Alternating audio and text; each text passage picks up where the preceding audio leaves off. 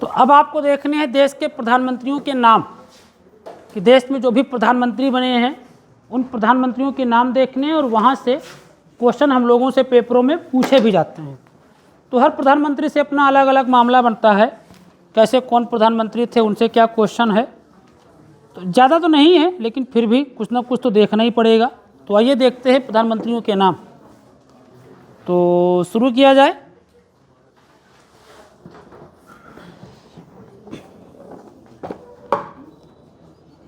देखो, सबसे पहले जो प्रधानमंत्री बने हैं देश के, उनका नाम है जवाहरलाल नेहरू। तो जवाहरलाल नेहरू हमारे देश के कौन हैं? पहले प्रधानमंत्री हैं। तो लिखते भी चलिएगा। तो देश के पहले प्रधानमंत्री कौन हैं? जवाहरलाल नेहरू। तो देश के पहले प्रधानमंत्री जवाहरलाल नेहरू हैं। इनकी मौत हो जाती है, समझिएगा फिर लिखिएगा, अच्छा पहले समझ लो। इनकी मौत हो जाती है तो देश के प्रधानमंत्री बनते हैं गुलजारी लाल नंदा। कौन बनते हैं? गुलजारी लाल नंदा। और ये याद रखना, ये देश के कार्यवाहक प्रधानमंत्री थे, मतलब ये देश के अस्थायी रूप से प्रधानमंत्री नहीं बनाए गए थे, बल्कि देश के क्या थे? कार्यवाहक प्रधानमंत्री थे। इनके बाद दूसरा जो प्रधानमंत्री बनता है उसका नाम था लाल बहादुर शास्त्री। तो देश के जो दूसरे प्रधानमंत्री बने उनका नाम था लाल बहादुर शास्त्री। अगर आपसे पूछें कि देश का पहला कार्यवाहक प्रधानमंत्री कौन था, तो गुलजारी लाल नंदा। और नेहरू के बाद देश के प्रधानमंत्री कौन बने? लाल बहादुर शास्त्री। और लाल बहादुर शास्त्री के बारे में अगर हम लोग 2 पॉइंट देखें, पहला पॉइंट, इन्होंने एक नारा दिया था, जय जवान और जय किसान। तो जय जवान जय किसान नारा किसने दिया? लाल बहादुर शास्त्री ने दिया था। और इन्हें 1966 में इन्होंने एक समझौता किया था, उसका नाम था ताशकंद समझौता। क्या नाम था? ताशकंद समझौता। तो ताशकंद समझौता किसने किया था? लाल बहादुर शास्त्री ने। और ये देश के ऐसे प्रधानमंत्री हैं जिनकी मृत्यु देश के बाहर होती है। तो ताशकंद में होती है, जो वर्तमान में उज्बेकिस्तान में पड़ता है। और ये मरणोपरांत भारत रत्न पाने वाले ये पहले व्यक्ति थे। तो मरणोपरांत भारत रत्न पाने वाले पहले व्यक्ति कौन है? लाल बहादुर शास्त्री। लाल बहादुर शास्त्री क्योंकि इनकी मौत अचानक हो जाती है, तो देश के फिर प्रधानमंत्री बनते हैं गुलजारी लाल नंदा। मतलब हमारे ख्याल से इनका एक ही काम था कि जैसे ही कोई अचानक प्रधानमंत्री मर जाए तो तुमको देश का बना देना है कार्यवाहक प्रधानमंत्री। तो फिर ये गुलजारी लाल नंदा देश के प्रधानमंत्री बन गए। और इनके बाद प्रधानमंत्री बनती है इंदिरा गांधी। शुरुआत में इंदिरा गांधी बहुत कम बोलती थी, इसीलिए लोग उनको गूंगी गुड़िया कहते थे। और फिर बोलना जब शुरू किया है तो भाई साहब अच्छे औकात में आ गए। तो ये इंदिरा गांधी हैं। और इनके बारे में तो ढेर सारे पॉइंट हैं, आप केवल इतना याद रखो, ये भारत की प्रधानमंत्री बनने वाली पहली महिला थी। तो भारत की प्रधानमंत्री बनने वाली पहली महिला। दूसरा पॉइंट याद रखो, ये राज्यसभा की सदस्य थी। कहाँ की थी? राज्यसभा की। तो ये देश की ऐसी प्रधानमंत्री थी जो प्रधानमंत्री तो थी, लेकिन सदस्य कहाँ की थी? राज्यसभा की। कहाँ की थी? राज्यसभा की। और तीसरा पॉइंट इनके बारे में ये याद रखना है कि ये भारत रत्न पाने वाली पहली महिला थी। तो भारत रत्न पाने वाली पहली महिला इंदिरा गांधी थी। कौन थी? इंदिरा गांधी थी। फिर इंदिरा गांधी का टाइम लंबे समय तक चलता है। और आप समझो कि ये 1966 से लेकर लगभग 1977 तक ये देश की प्रधानमंत्री बनती हैं, लंबे समय तक प्रधानमंत्री बनती हैं। और फिर 75 में तो एकदम तूफान मचा देती हैं। इंदिरा गांधी बनाम न्यायपालिका चलने लगा था, नारे लोग देने लगे थे, इंदिरा हटाओ देश बचाओ। जैसे वर्तमान में विपक्ष एक हो गया है और वो कहता है मोदी हटाओ देश बचाओ, तो वैसे कभी एक नारा दिया गया, इंदिरा हटाओ देश बचाओ। तो ऐसे नारे दिए जाने लगे। इस पुरुष प्रधान देश में सारे पुरुष एक तरफ हो गए थे। किसको हटाने के लिए? महिला को हटाने के लिए, इंदिरा गांधी को हटाने के लिए। फिर 77 के बाद चुनाव हुए और उस चुनाव में एक बड़ा बदलाव हुआ और देश के प्रधानमंत्री बन गए मोरारजी देसाई। तो देश के प्रधानमंत्री कौन बने? मोरारजी देसाई। मोरारजी देसाई के बारे में पहली चीज़ याद रखो कि ये देश के पहले गैर कांग्रेसी प्रधानमंत्री थे। देश के पहले गैर कांग्रेसी प्रधानमंत्री। गैर कांग्रेसी का मतलब ये हुआ कि ये देश के ऐसे प्रधानमंत्री हैं जो प्रधानमंत्री तो हैं लेकिन उनका संबंध कांग्रेस से।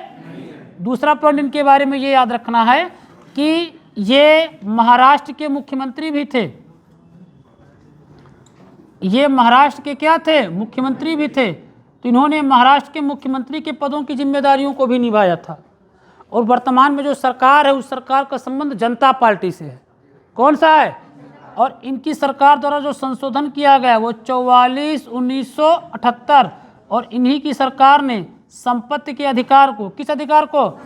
संपत्ति के अधिकार को मूल अधिकार से हटा दिया और इसे बना दिया एक कैसा अधिकार? विधिक अधिकार। ये सब इन्हीं के कार्यकाल में हुआ था। इसके अलावा फिर मोरार हट जाते हैं और मोरार के बाद देश प्रधानमंत्री बनाए जाते हैं चौधरी चरण सिंह। तो चौधरी चरण सिंह प्रधानमंत्री बनते हैं ये।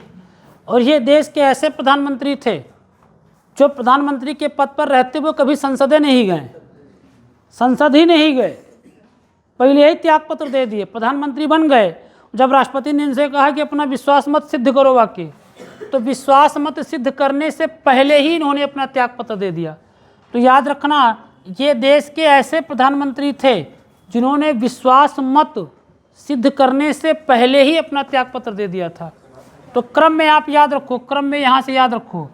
फिर चौधरी के बाद देश की प्रधानमंत्री इंदिरा गांधी। फिर इंदिरा गांधी आ जाती हैं, देश की प्रधानमंत्री बनती हैं। और फिर ये 1980 से लेकर फिर ये 1985 तक चलेंगी। फिर इनकी हो जाएगी मृत्यु। और इंदिरा गांधी के बाद देश के प्रधानमंत्री बनेंगे राजीव गांधी। तो इंदिरा गांधी के बाद देश के प्रधानमंत्री, और ये देश के सबसे युवा प्रधानमंत्री थे। तो जो देश के सबसे युवा प्रधानमंत्री थे उनका क्या नाम था? राजीव गांधी था। क्या था? राजीव गांधी। चौधरी के बारे में याद रखना एक पॉइंट कि ये उत्तर प्रदेश के मुख्यमंत्री भी थे। ये उत्तर प्रदेश के क्या थे? मुख्यमंत्री भी थे। इसके अलावा याद रखना ये देश के वित्त मंत्री भी थे। मतलब देश के वित्त मंत्री भी थे, उत्तर प्रदेश के मुख्यमंत्री भी थे और आगे चलकर भारत देश के क्या बने? प्रधानमंत्री भी बने। मतलब इनके लिए वही गाना, दिन तेरी रातें तेरी शबनम तेरा अब बचा क्या। प्रधानमंत्री बने, मुख्यमंत्री बने, वित्त मंत्री बने, तो सब कुछ, और उप प्रधानमंत्री भी बने, तो सब कुछ तो ये बने। अच्छा, राजीव गांधी के बाद फिर राजीव गांधी की हत्या हो जाती है और राजीव गांधी के बाद देश के प्रधानमंत्री बनते हैं वीपी सिंह। कौन बनते हैं? वीपी सिंह। तो ये वीपी सिंह प्रधानमंत्री बनते हैं और इनके बारे में ये याद रखना है, ये भी उत्तर प्रदेश के मुख्यमंत्री थे। मतलब पेपर में क्वेश्चन ऐसे आता है कि ऐसे कौन से प्रधानमंत्री हैं जो प्रधानमंत्री बनने के साथ साथ किसी न किसी राज्य के मुख्यमंत्री भी थे। तो अभी तक कितने लोग मिले? 3 लोग। एक कौन मिला है? मोरार, दूसरे चौधरी और तीसरे वीपी सिंह। और चौधरी जी कहाँ के थे? उत्तर प्रदेश के। और वीपी सिंह भी कहाँ के थे? इन्हीं के शासनकाल में अंतर्राज्यीय परिषद का गठन हुआ था और अंतर्राज्यीय परिषद का गठन हुआ था 1990 में। कब हुआ था? 1990 में। इन्होंने ही अपने शासनकाल में मंडल आयोग की सिफारिशों को लागू किया था। कैसी सिफारिशों को? मंडल आयोग की। तो इनसे काम की चीज़ एक ही है। वीपी सिंह के बाद देश के प्रधानमंत्री बनते हैं चंद्रशेखर।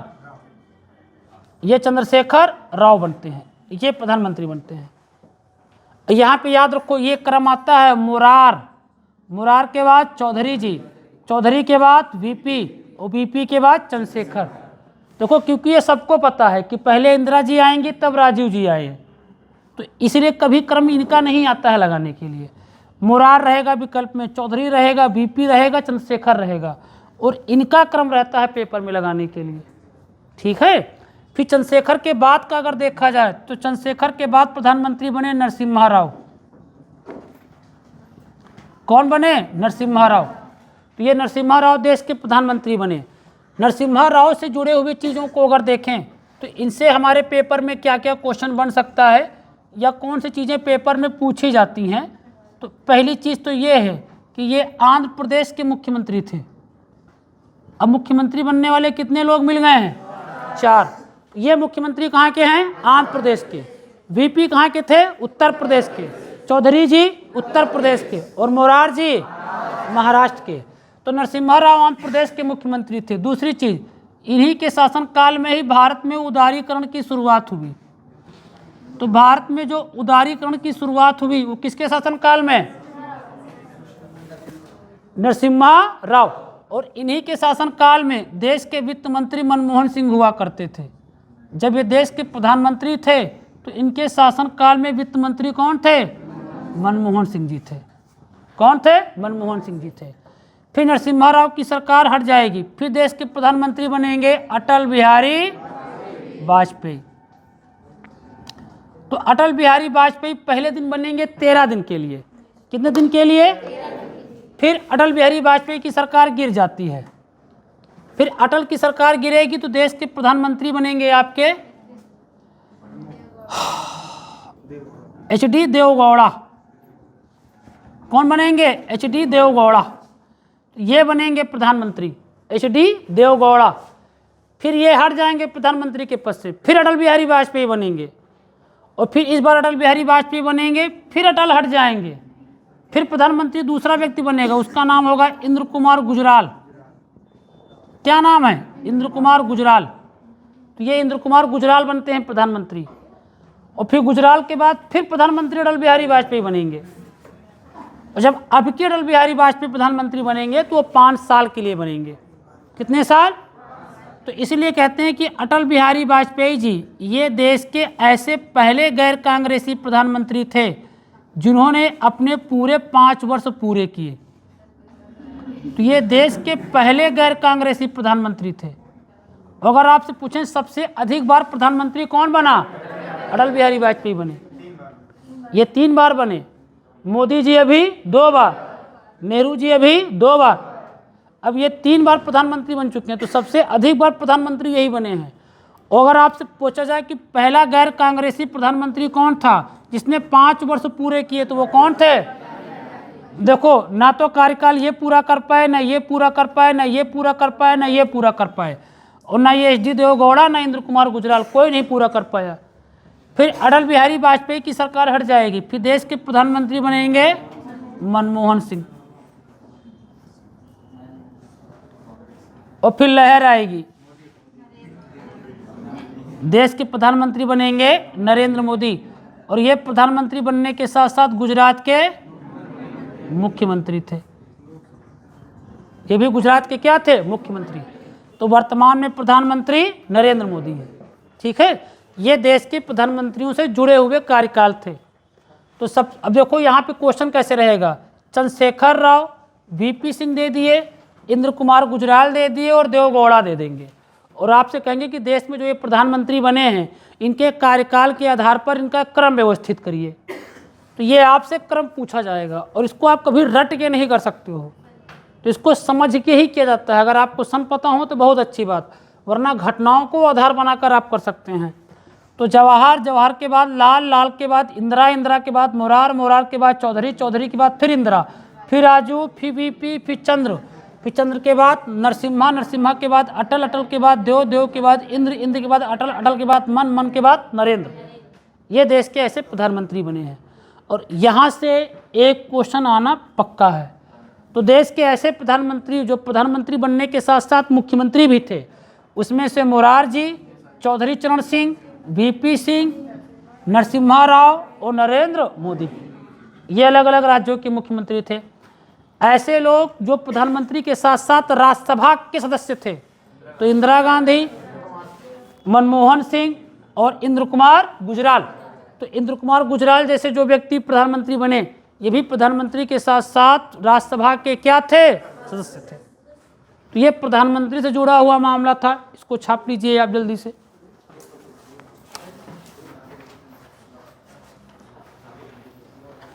इसकी फोटो खींच लीजिए। आगे फिर आगे देखते हैं, दूसरा टॉपिक देखते हैं।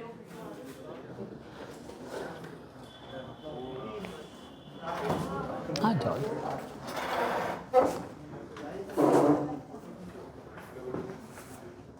शुरू करें।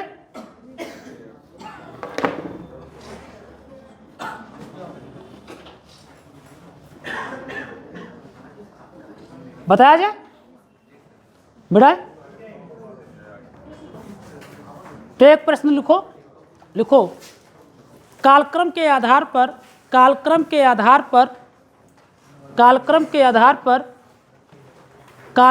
आधार पर निम्नलिखित प्रधानमंत्रियों का सही क्रम व्यवस्थित करें। कालक्रम के आधार पर निम्नलिखित प्रधानमंत्रियों का सही क्रम व्यवस्थित करें। निम्नलिखित प्रधानमंत्रियों का सही क्रम व्यवस्थित करें। सही क्रम व्यवस्थित करें। Number 1 H D. Deve Gowda. Number 1 H D. Deve Gowda. H D. Deve Gowda. Number 2 Chaudhary Charan Singh. Chaudhary Charan Singh. Number 3 Inder Kumar Gujral. Number 3 Inder Kumar Gujral. और number 4 VP Singh.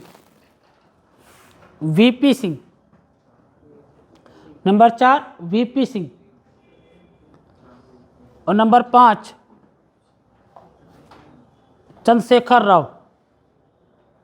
Chandrashekhar Rao. Number 5 Chandrashekhar Rao.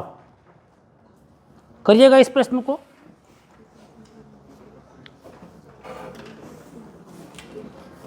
हो गया? क्या आंसर आया? 2 4 5 1 3। पहले कौन बनेगा? उसके बाद वीपी सिंह के बाद चंद्रशेखर राव के बाद एच.डी. देवगौड़ा के बाद इंद्र कुमार गुजराल। याद रखो यही से प्रश्न ज़्यादा पूछेंगे दोस्त, ठीक है। ये सबसे खतरनाक चीज़ होती है। मिटाया जाए